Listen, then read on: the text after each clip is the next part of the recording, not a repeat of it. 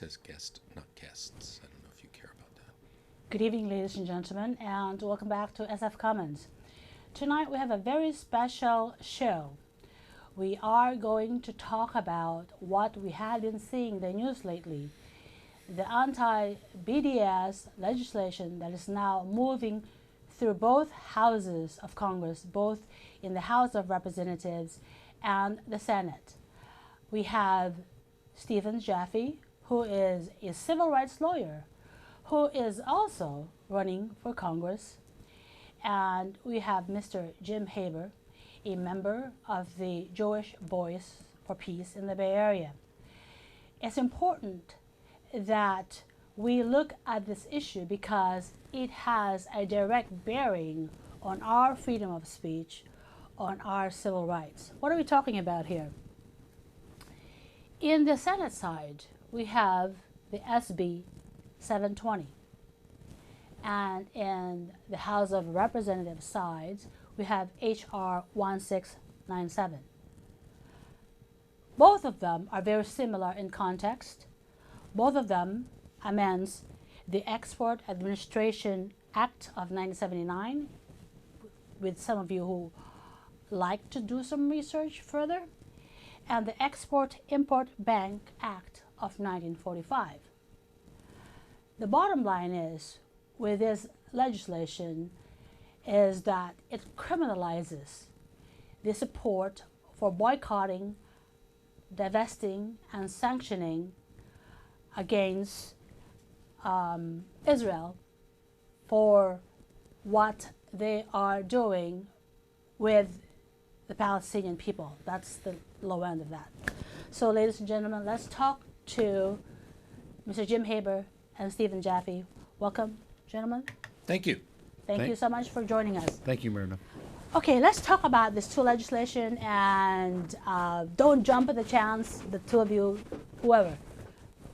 Talk to us about this legislation, what they do for the average person, and why it's very important for everybody to know about this. Yes, Stephen. Both of these bills, I believe, came to be introduced by people in the Congress who essentially wish to pick your verb, cater to or pander to Jewish constituents. Senator Schumer certainly has many of those. I know some other people sponsoring them. And he's majority leader Yes. in the Senate. Yes, that's correct. They both are not identical, but they both technically really are themed the same. You are correct. It criminalizes certain kinds of activities. Because they purport or pretend to deal with financial issues, the export-import bill and the bank bill, I think the specific thing they do, if I remember reading it correctly, is criminalizing certain kinds of financial trades or transactions which violate with Israel.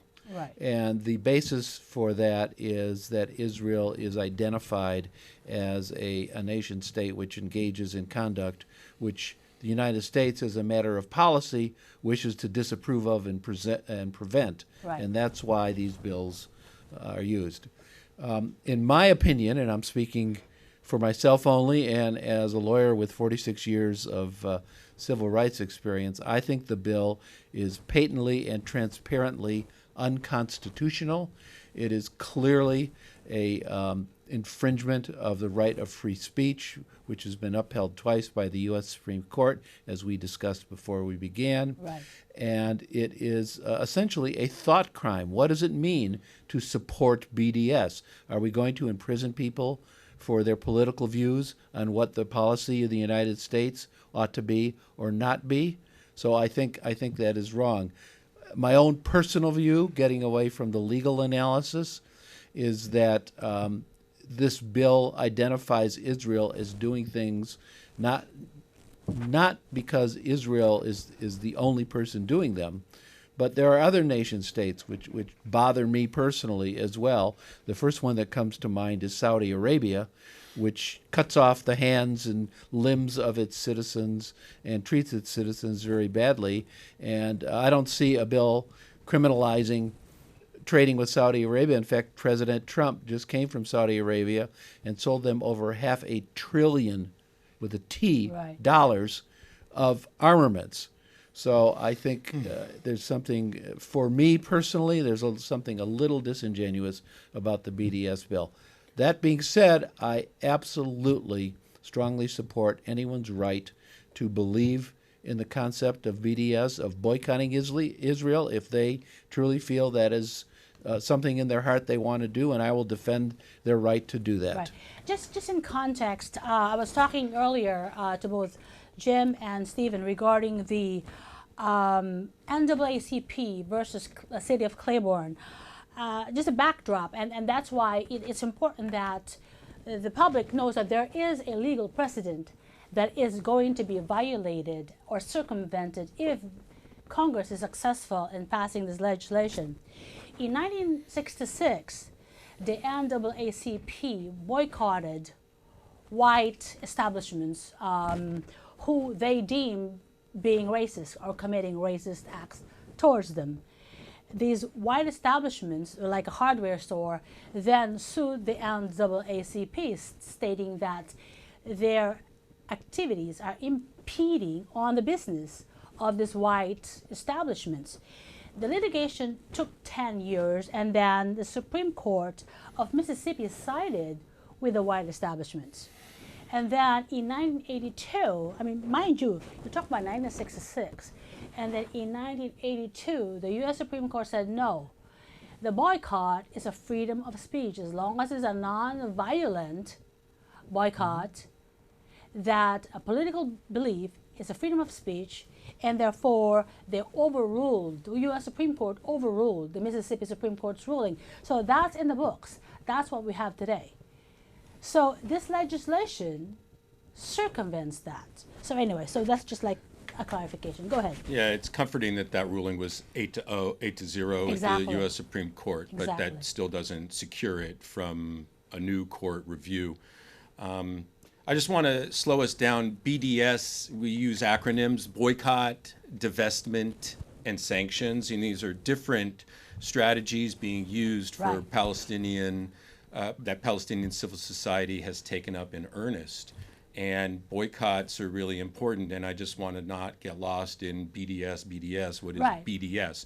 So the boycotts and sanctions are more what's happening, or divestment rather, boycotts and divestments. So say the Presbyterian Church USA or the Sisters of Loretto trying to divest their holdings in companies. And so, of course, people want to withdraw from companies in North Carolina because of the transgender laws, or fossil fuels, or tobacco, or guns. And these are long-standing efforts, nonviolent efforts. But somehow when efforts are made that are nonviolent on behalf of Palestinians, somehow it gets turned around and they get called violent, even though they're not. So if Mahmoud Abbas goes to the UN and talks about something, Benjamin Netanyahu could say, well, that's violent, and it's just not.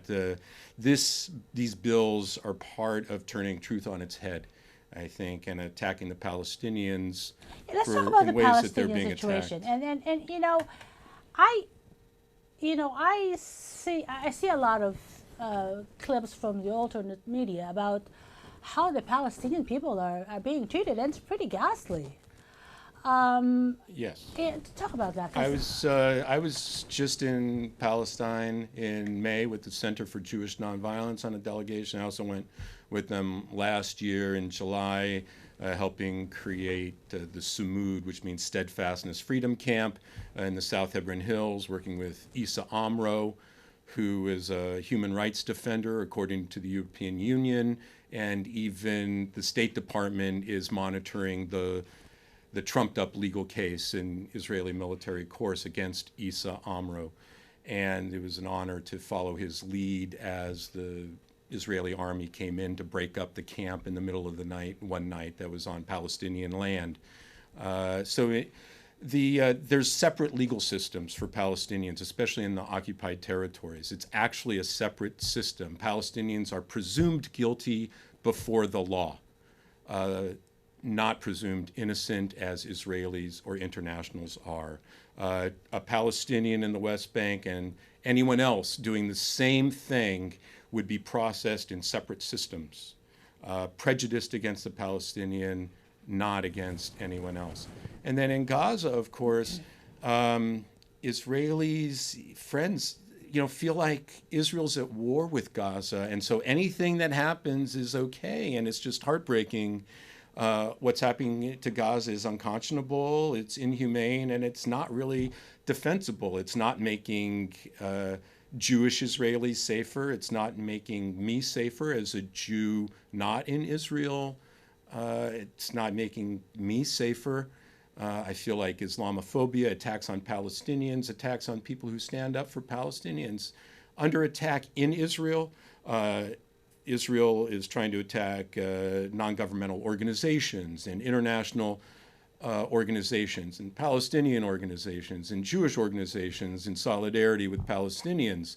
They're really coming after people who support boycotts, whether they're in Israel or not. Recently, Rabbi Alyssa Weiss and other people of other faiths going on a peace delegation were turned away.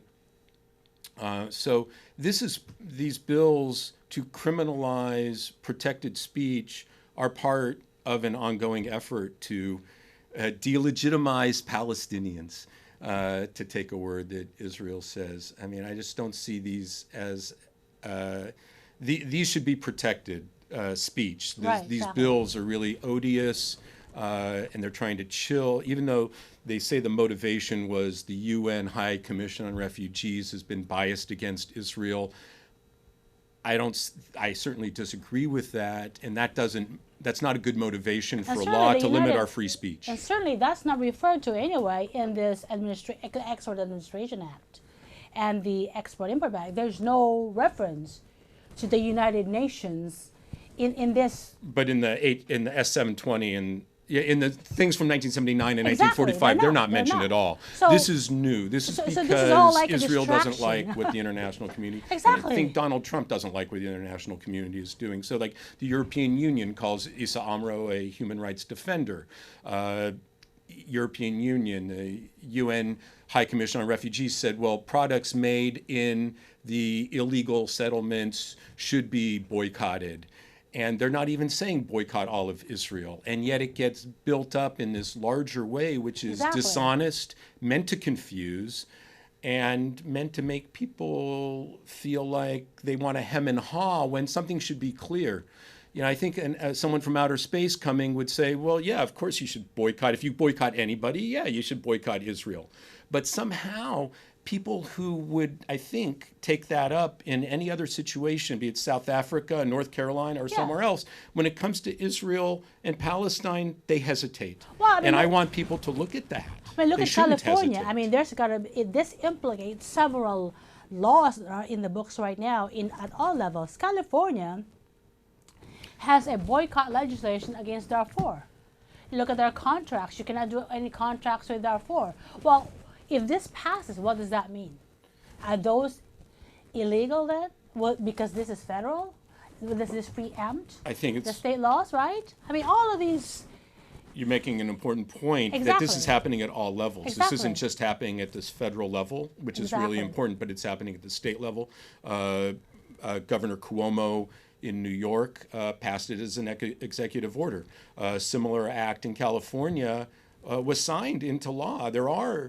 There is a law in California that was signed by Governor Jerry Brown at the end of last year that is similar in intent to this, and it is actually the law of California. Now, it hasn't been applied against businesses, so it says if a business somehow is shown to support a boycott against Israel for political reasons, then it shouldn't be able to get contracts with the state of California. Right. This is the law.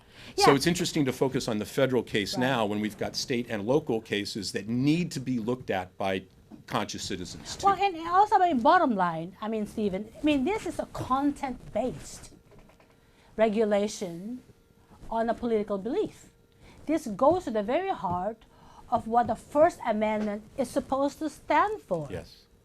I mean, it's not even content neutral. It's like content based. It's saying do not, protest non-violently against Israel, period. Yes. And Elizabeth Warren, of course, came out. She unsponsored. She sponsored it first. She's unsponsored it. And in her statement, she said that she doesn't support boycotts, divestment, and sanctions against Israel, but she opposes this bill. I want people to support boycotts as a nonviolent effort for Palestinian liberation and to end the oppression. Exactly. Well, the scary thing about this is I just read this article and I watched the interview of Judge Posner, right? He's one of those intellectual giants in the legal community. Every first year, second year law student, we read Posner's book, The Reinstatement of Torts, right? So he just said, look, the biggest corruption going on in America today is that Congress is owned by the rich. Now, from a judge, I mean, that's pretty revolutionary. And he goes, and our judicial system sucks. So anyway, I mean, so in layman terms, for the average person, Stephen, why would Congress do this? You want to be in Congress. What would be the first thing you would do? Well, I wouldn't sponsor this, and I would come out forcefully against it, Exactly. and I would vote against it if I were asked to do so. Right. But the implications are far broader than just this bill. This is, as you very well said, this is criminalizing political thought. Right. Substantive political thought. And if a bill like this survives a constitutional test, which I strongly believe it will not. Right. But if it were to, this would chill every kind of political speech, Exactly. not just about boycotts, about what candidates you support, what party you want to belong to. Its implications are pretty much unlimited, and that's why I feel very strongly that I'm hopeful. My colleague here says I shouldn't make predictions, so I'm going to say Not negative ones. I am hopeful. I am hopeful that this bill, even if it were to pass the Congress, and even if it were to be signed by President Trump, and I think he'd veto this, but even if it were to survive, all of that would be dead on arrival at the first federal courthouse that it ever saw as being an infringement of First Amendment rights. And the shocking thing about it is that when they're talking about bipartisan across the aisles, I mean, this is pretty horrendous. The fact that the Democrats wants to portray themselves as, in favor of civil rights, and the Republicans are supposed to be so bad. But you got Chuck Schumer, majority leader, and then who is sponsoring the main sponsor of the S.720 is a Democrat. Well, the Democrats have been very pro-Israel for quite a while. And that's why it's been interesting over the years to see them lifted up as a champion for human rights. I think there's differences between the Democrats and the Republicans on this and other things, but they are beholden to the same masters of corporate wealth, and so that's hard. I think the shift in the Republican Party with the advent of Donald Trump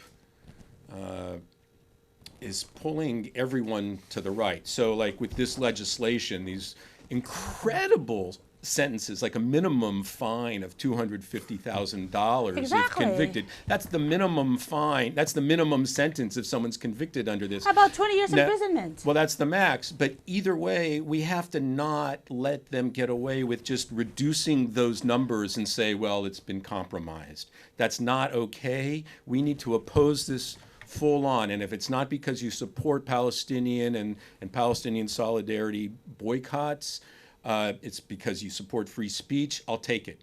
Support free speech, oppose this, but don't just let them reduce the sentences and pass it as a compromise. But yeah, because it doesn't matter what the sentence is. It's still making it illegal, right? Yes. So I need to throw something in here. Okay, good. Let's do it. Yes. Jim said the Democrats are beholden to corporatists. He's partly right. There are many Democrats like that. My opponent is like that. Okay. I am not. There is a progressive wing of the Democratic Party, right. which not only, and Bernie is the best example of that, not only is not beholden to corporations, will not take money from corporations. I will not take money from corporations. All of my donors are individuals, and some of them gave $1 or $27, very similar to the way Bernie. So I don't want to paint the whole Democratic Party as being a bunch of rich corporatists and establishment elitists, because Party leadership, then. Thank you.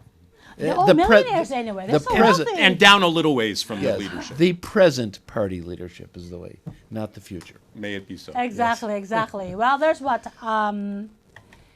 there's hundreds of seats up for re-election or election. Well, the entire House of Representatives is up for re-election every 2 years. Right, so 2018, So, next year, how many seats are up? 435 seats in the House and 1/3 of the Senate. Holy mackerel, So, we can change which is things. 33 or 34 seats. Right. So anyway, here, I just found his name. Senator Cardin Benjamin is the main sponsor for the S.720, Democrat. So there you go. Yeah. Any Sad. parting words, because we're running out of time as usual. Yeah, it goes so fast. You want to go first? Well, once again, the right to boycott is a civil right in the United States. Let me say that again. The right to boycott peacefully is a civil right in the United States, and anyone who wants to do it has a right to do it, and I will defend them.